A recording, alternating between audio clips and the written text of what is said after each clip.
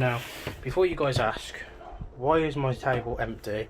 Why does it look dirty? I promise you this table has just been cleaned. There's no dirt on it, it's just fucked. I'm getting a new tabletop soon, so I'm sorry for showing you guys this, but this is a really old table now. If you're wondering why it's like this, it's called ADHD. So let's go.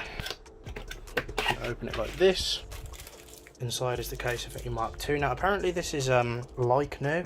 It's very clearly been opened. I don't know what's happened to it or anything, but we're going to find out.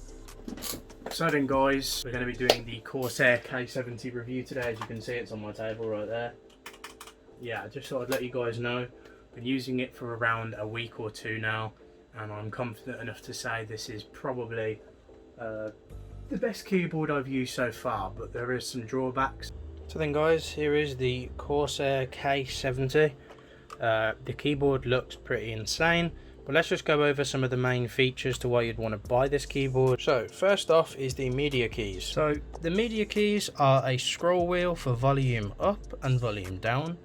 There is a mute switch to obviously mute the audio or turn the audio up and down, as I just said. There's a stop button, a go back button, a go forward button, a pause and a stop button. To say pause and play button, for fuck's sake. Obviously, as always, we have the num lock key, the scroll lock key, and we also have the cap locks key. Now, if you guys were wondering about these are additional keys that you can add on yourself. So, as you can see, just under the keyboard itself is some switches. There's Cherry MX Browns in there, and Cherry MX Browns, of course, are very nice keys. Obviously, you can't hear them when you press them. You know, let's just do a sound test now.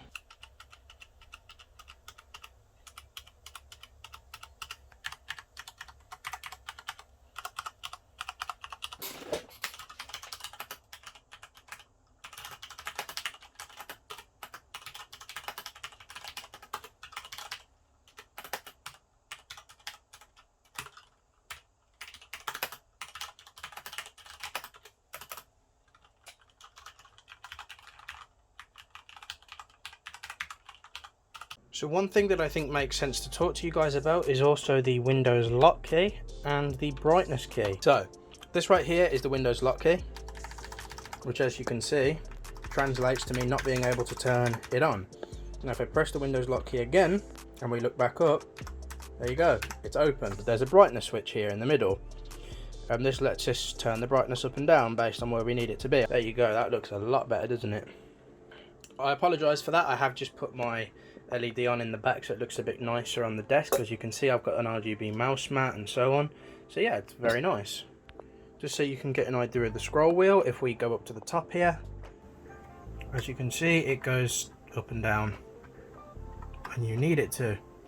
I thought I would talk a little bit about the keycaps themselves, because to be honest, for how much you buy this keyboard for, the keycaps are really cheap looking and they feel a bit gash. For gaming, this keyboard is pretty much ideal as a general because it's fantastic. It's pretty much got every feature you want, and you can even set macros to just random keys.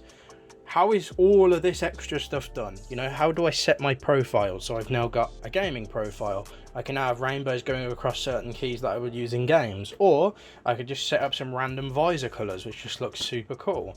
Well, you probably want to know, how do I do that, right? I'm not going to muck you guys about too much with the details, but there's an application right there called Icue. Now you want to go into this software, as this is something that Corsair supports for all of their RGB lighting, and as you can see, the Corsair K70 RGB MK.2 pops up. Now you can go in and you can set profiles. So I actually have 3 profiles, which you should be able to see here. So I have FPS, which is what I made for the first person shooter. I have profile 3, which is the lights that go back and forward. Now to set profiles, it's not too difficult. You've just got to make your own profile, and it's as simple as that. There's also things called instant lighting and so on, but I'm not going to start messing around because Icue can be a little bit of a ball ache once you fuck with it. As you can see, there's something called hardware actions. This is how you set your macros, and all you got to do is set that up. Now this video isn't how to use the Icue software. This is just a little bit of an overview so you guys can understand exactly what to do on the software. So that's pretty much it. And I am actually missing a feature that I didn't tell you. just around the back of the keyboard, which I'm not going to be able to get to, there's just a USB slot, and I put the Razer Abisus V2 into that. Yeah, pretty much as a little overview, I highly recommend this keyboard, and if you pick it up, I don't think you're going to be disappointed in the slightest. In fact, I'd say you'll be very happy with your purchase. I am, so if you're not, then comment why, or if you dislike the video and maybe there's something else you want me to do in a part 2 video, please let me know. There's only so much I can do based off my own knowledge. It's much more premium than the K55 that I used to have, and if a lot of you have come from my Corsair K55 video, pretty much all there is to know is that the K55 broke after 4 years of use, unfortunately, but that's just how it works sometimes. Not everything lasts forever, and unfortunately the K55, I mean, it was a cheap keyboard. It was a what, £50–40 keyboard, and it lasted 4 years, £10 a year in it, do you know what I mean? Kind of sucks. I wish it lasted longer, but they do have some well-known issues, and I wasn't able to address that in the video at the time because I didn't know about it. But yeah, like I said, I hope you guys enjoyed the video. I'll see you guys soon, and peace.